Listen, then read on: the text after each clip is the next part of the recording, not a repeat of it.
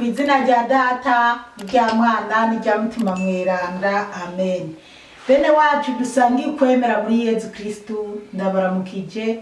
Mw'izina rya Yezu Kristu nitugire Kristu. Dusabikanye ijambo ry'Imana dusanga muri Bibiliya mu Njiri ya Luka ku kigabane cyaho cya 11 kuva ku karongo ka 27 gushika ku karongo ka 28. Ijambo ry'umutwe riravuga ngo ubuhigwe bw'ukuri, ubuhigwe bw'ukuri. Yezu yariko arayagira ishengero ry'abantu, hanyuma umugore ava muri rya shengero aterera akamo hejuru ati, irahiriwe inda yagutwaye, eka arahiriwe n'amabere wose. Yezu aramwishura ati, hahiriwe nyabuna abumviriza ijambo ry'Imana kandi bakarirangura. Bene wacu muri Yezu Kristu, iri ni ijambo ry'Imana, dushima Imana.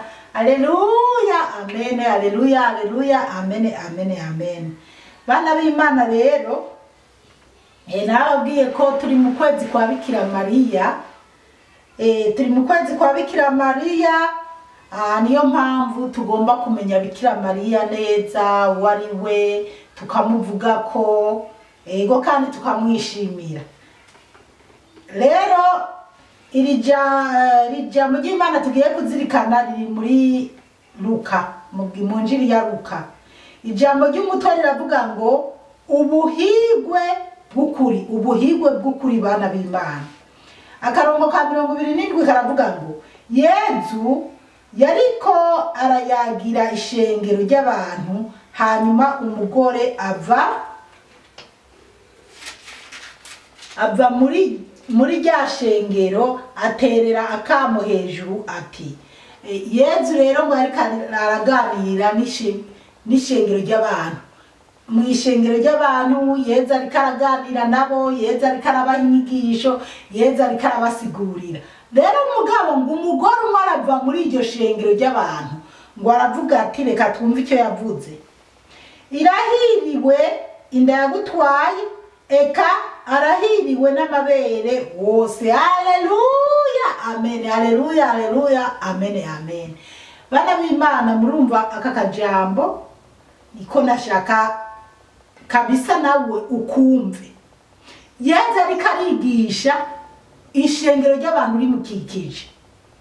Umugore umwe arava muri iryo shengero kuko yumvise amajambo aryoshe ya Yezu Kristu, kuko yabonye Yezu w'igitangaza. Aca aravuga ngo irahiriwe inda yagutwaye, eka arahiriwe n'amabere wose. Uyu mugore abwira Yezu ati harahiriwe inda yakwibungenze. Ariko aravuga iki? Arahiriwe Bikira Mariya we yibungenze Yezu Kristu. Aleluya, amen. Arahiriwe, irahiriwe inda yagutwaye, eka arahiriwe amabere wose. Uwo mugore ariko aravuga ati harahiriwe umuvyeyi yakubyaye, harahiriwe amabere wose. Uyu mudamu ariko aravuga ati Bikira Mariya yakwibungenze akakubyara, arahiriwe. Arongera ati amabere ya Bikira Mariya, amabere wose arahiriwe. Ubwo uwo mugore rero we yumva cyane uwo muvyeyi yabyaye uyu muhungu Yezu Kristu. Haleluya, amen. Kandi kwari kuri. Turabandanya 28 twumve ingene Yezu yamwishuye. Yezu aramwishura ati, hahiriwe nyabuna abumviriza ijambo ry'Imana kandi bakarirangura.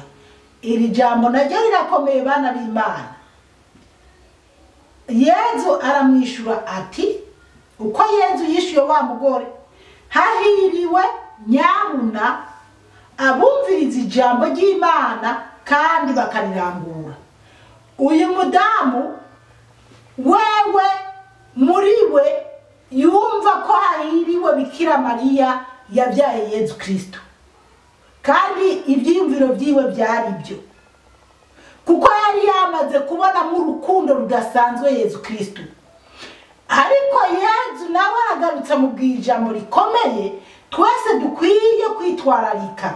ariyo rivuga ngo hahiriwe nyabuna abumviriza ijambo ry'Imana kandi bakarirangura. Yezu aravuga ati harahiriwe nyabuna abumviriza ijambo ry'Imana ndiko ndavuga kandi bakarirangura, kuko uyo mudamu we yumva ko uhiriwe wenyine ari Bikira Mariya yavyaye Yezu. Kandi Yezu ntiyabwiye ujya mugore ngo oya ujya mugore nabaye mu muceko gusa ntabwahiriwe, no, ahubwo Yezu ashimangiriye umudamu ko abahiriwe ari abo bose bumviriza ijambo ry'Imana bakarirangura. None abana b'Imana nk'abandi bavuga ngo Yezu Kristo, nk'abandi bavuga ngo Bikira Mariya n'umugore nk'abandi, none nigiki woshinza Bikira Mariya? None nyimba Yezu yavuze ngo harahiriwe nyabuna bumviriza ijambo ry'Imana kandi bakarirangura, none Bikira Mariya ntiyumviriza ijambo ry'Imana imbere y'abandi bose?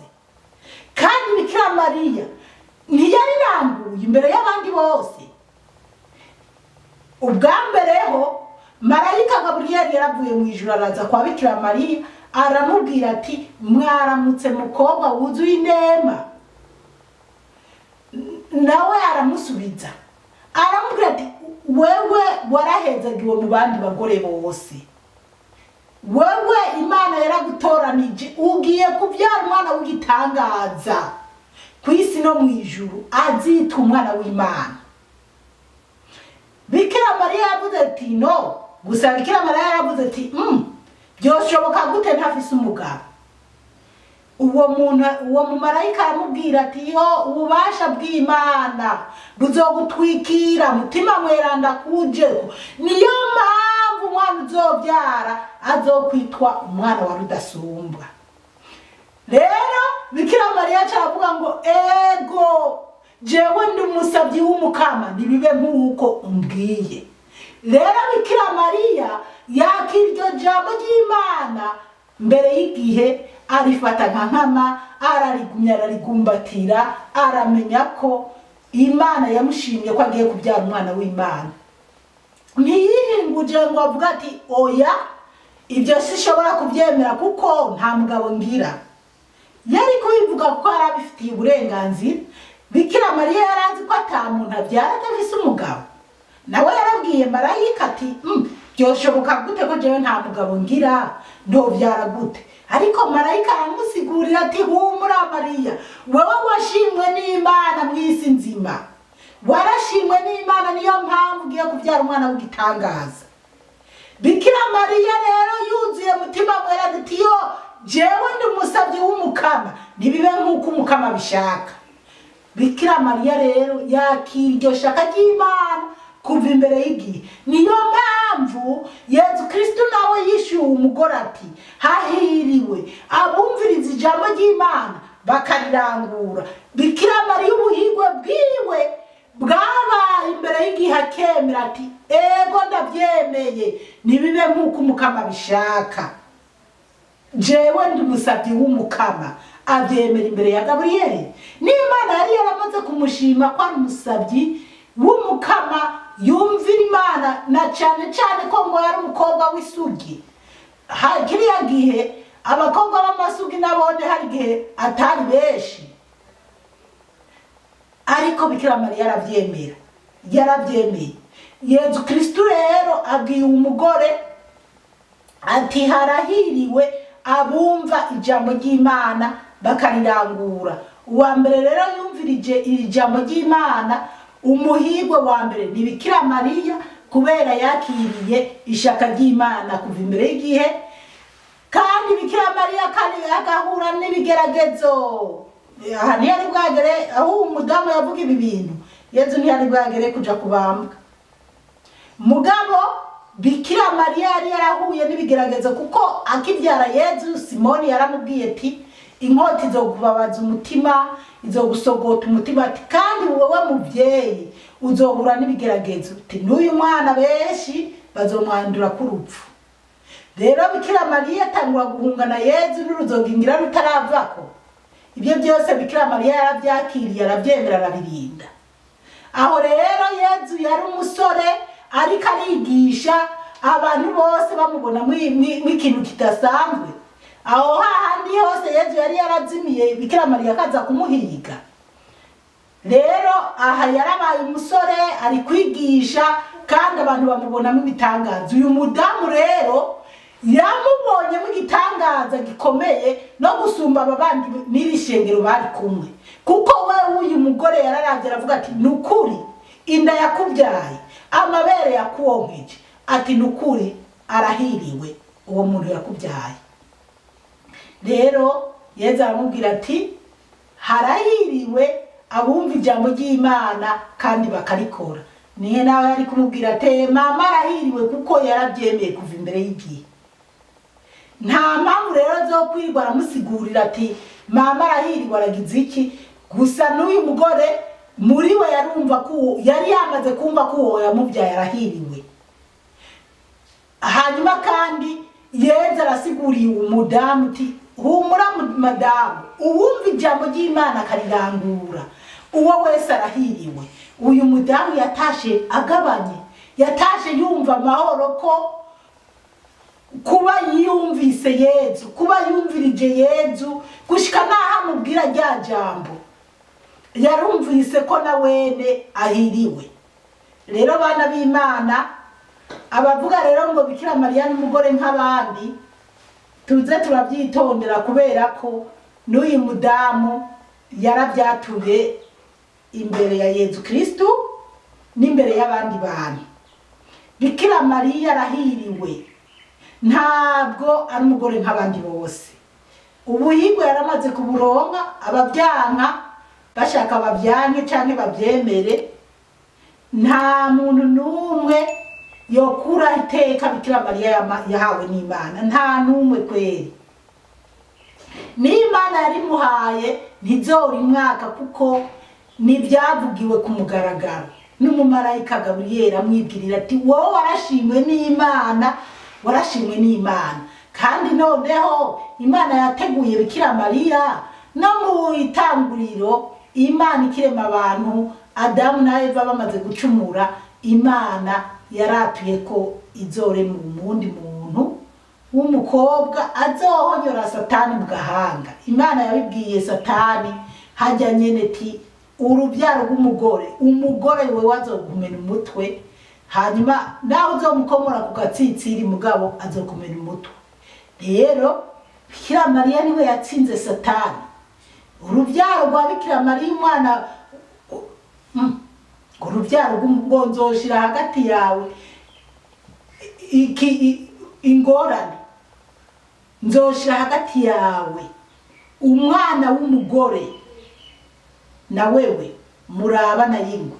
Rero uciye wibuka n'igihe Satani jana Yezu kumumanika ku gasongera, aho yamubwira ati kamujana mu bugaragwa, aho yamubwira ati ibi byose ndabiguhana narabihawe, no Bibiliya yaramaze kubidutomorera byose.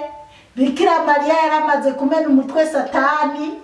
Bikira Mariya ari mu ijuru ari kumwe na Yezu, kandi umubyeyi Bikira Mariya ahora dusabira. Rero kubo tubyumva kimwe uko n'ukwezi kwa Bikira Mariya no kwegerera umubyeyi Bikira Mariya, kandi Bikira Mariya tumuzeye ko byinshi aradusabira kandi Bikira Mariya icyo ashaka nuko tumwegera tugamufasha kugira asengera iyi asabira iyi adusabire twebwe abana b'isi, kuko iyi si twebwe ni twebwe tuyigira mbi, twebwe ni twebwe tuyibako. Rero twebwe abana b'isi canke abantu bo mu isi twiyegereza umubyeyi Bikira Mariya mu kuvuga ishapure canke se rozari, mu gusoma ibitabo vyeranda, mu gusoma Bibiliya, gutyo umukama arushirizeho kutugirira ikigongwe no kuturaba byiza. Umukama Imana bahezagire cyane, mwarahezagiwe n'Imana. Ku izina rya Data n'irya Mwana n'irya Mutima Mutagatifu, amen. Turagusenga Yezu, turakuninahaza.